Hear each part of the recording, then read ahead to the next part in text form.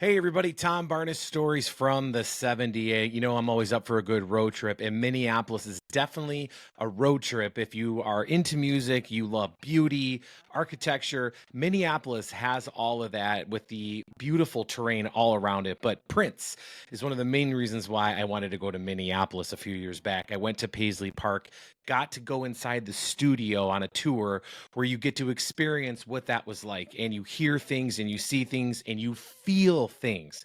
Being in that studio had a profound effect on me. I mean, Prince is such a treasure for music in general, but definitely history in Minneapolis and music for American music history buffs. So either way, I have my friend Mayte Garcia, who was married to Prince. She was in the Power Generation. She was a former ballerina for like the U.S. Army. She's got this wonderful story. She's doing this huge charity event to help folks get into dance and choreograph and all of the fun things all along to Prince's music. I welcome her now to the show. Mayte, how are you? I'm good. How are you? I'm doing well. It's a pleasure to talk with you. I mean, my goodness, you have lived several lives within your lifetime, and now you're giving back to the community once again with a fun workshop.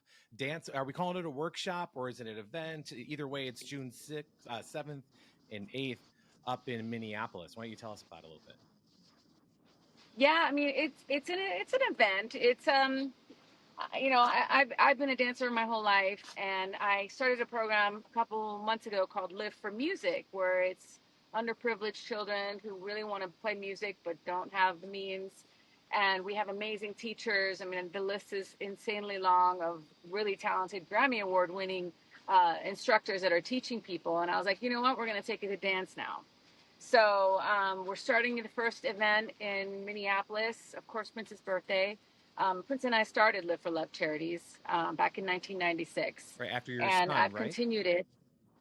Yeah, after my son. Yeah, and our son. Yes. And yeah, I mean, it's just our mission statement is helping people up and helping people out.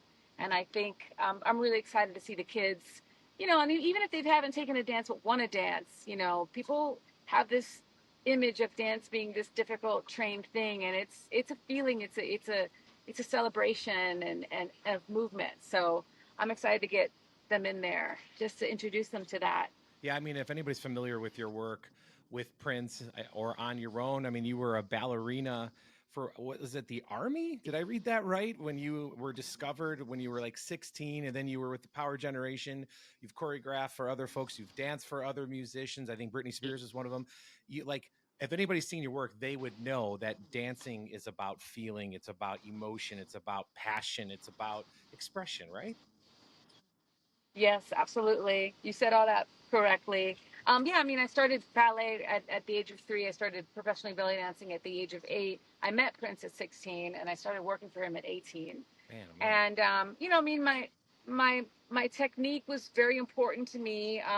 But at the end of the day, belly dance is my passion, and there's no rules with belly dancing. It's just a feeling. So I'm kind of putting that towards kids because I don't want them to get intimidated. It is an intimidating thing, especially classical ballet. I just want them to have fun. And if they want to do that, then we're going to offer that. But that's what we're doing. And I believe Prince's like motto was like "Live for love," right? Was that correct? Yeah, it was love for one another, Hmm. but now it's live for love. And I mean, I think it's a great feeling and saying and energy to give out. And this event, it's completely free. It's a 2-day event designed for teens to move and grow and just connect through dance. And belly dancing is one of the options. So, well, imagine you mentioned there'll be Grammy nominated folks working. So it's not just like Joe Schmoes off the street. It's yourself and all these other powerhouse people doing this. This is an incredible Yeah. thing that you're doing for the community. Thank you. Yeah, I mean it's something that I mean anybody that I've asked to be a part of, they've not even thought twice. They're like, absolutely, I'm in. So it's just really heartwarming, and I'm very grateful that I have such amazing talent that's willing to help.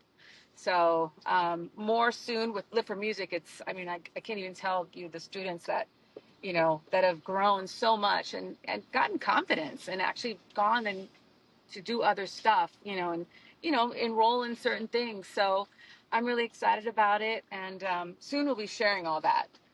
And what's this like to do this in, Prince's hometown up in Minneapolis? What's this mean for you to be able to do something like this to honor his legacy and yours? Yes. I mean, it's funny because Prince, for a certain time, didn't want to celebrate birthdays. And I would always roll my eyes and say, listen, I'm sorry, but you don't need the candle, you don't need the cake, but we just want to celebrate the fact that you were born today, Yeah. So what a beautiful thing to do it on this weekend. And in Minneapolis this weekend, there's celebration at Paisley Park. There's a whole bunch of events where kind of the purple community and even people that are just interested in come to town, and it's a great energy this weekend. Actually, the week. It's starting like actually now. Yeah, there's So there's not better places out there. I believe in the Midwest in the summertime. You got Chicago, Minneapolis. I've been to Minneapolis a few times, yeah, and I've been to Paisley Park. That is a incredible experience in itself. Walking through there, being yeah, in the studio where you see, right outside of it, you walk down the hallway there, and you got all the gold records and platinum records, and all the people that have done their thing there. And it's an incredible space, and I feel like to celebrate his birthday through dance is such a apropos action, right? Because it was all about that. If you watched any of those music videos or were lucky enough to see him in concert, you saw that right there on stage. So to be able to give back this way is a lot of fun. And you're doing it where in an age where perhaps maybe kids are a little self-conscious. They're not sure about dancing. Like I feel like the pandemic was a weird thing for a lot of kids who yeah, are like almost like stunted, right? So now you got teenagers that didn't go to dance parties when they were kids because there was pandemic and they don't know how to do yeah. it. We got to show them how to do it again. Absolutely. I'm getting my dance shoes on. I'm gonna be dancing the whole weekend. You're right. And the pandemic did affect kids. My daughter's 13, and I see it in her, and I'm like, we need to do this. This is something that's really important. I mean, for me, if I didn't have dance as a teen, I can't even tell you where I'd be. It gave me so much confidence and belief in myself, and not just in dance, just able to do something.